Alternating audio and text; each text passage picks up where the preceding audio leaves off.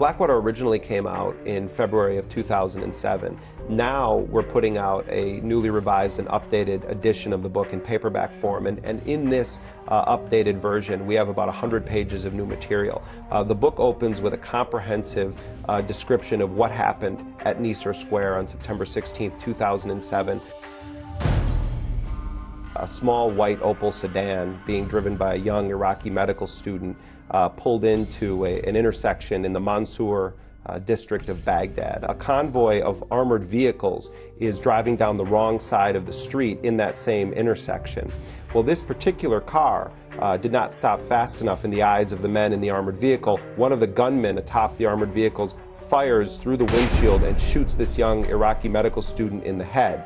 That shooting began a 15-minute shooting spree, during which some 17 Iraqi civilians were killed, among them women and children. And the men who did the shooting in those armored vehicles, they were in fact armed operatives working for Blackwater. It would go down as the worst, most violent incident involving private forces in Iraq to date in the Iraq War. And yet none of the men who did the shooting have faced any charges for what they've done. And in fact, Blackwater's contract was extended in April of 2008 for another year in Iraq. This is a company that has been accused of murdering Iraqi civilians, of shooting the bodyguard to the Iraqi vice president, of causing blowback attacks on United States troops, on hurting morale of the United States military, that has cost U.S. taxpayers over $1 billion for its operations in Iraq. Right now in Iraq, you have 150,000 United States troops deployed in the country.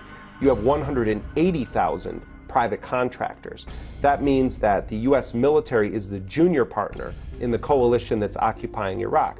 One of Blackwater's newest projects, which could prove to be one of its most profitable and most controversial, is that Blackwater started a private intelligence company, a private CIA essentially, called Total Intelligence Solutions.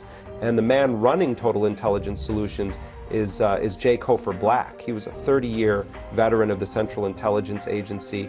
He also was the guy who ran the CIA's Extraordinary Rendition Program, the government-sanctioned kidnap and torture program. His 30-year CIA career, his network of contacts, his knowledge that was gained through his work in the most sensitive areas of the running of the United States government is now on the open market for hire. And they're marketing their services to not only foreign governments, but to Fortune 500 corporations.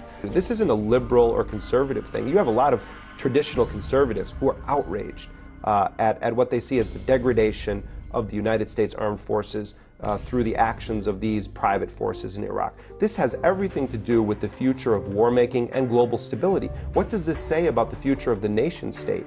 You know, Bush has replaced a coalition of willing nations with a coalition of billing corporations. So we have a lot of growing up to do in this country when it comes to really taking on the forces that are doing the most damage around the world in all of our names and with our money, with our taxpayer money.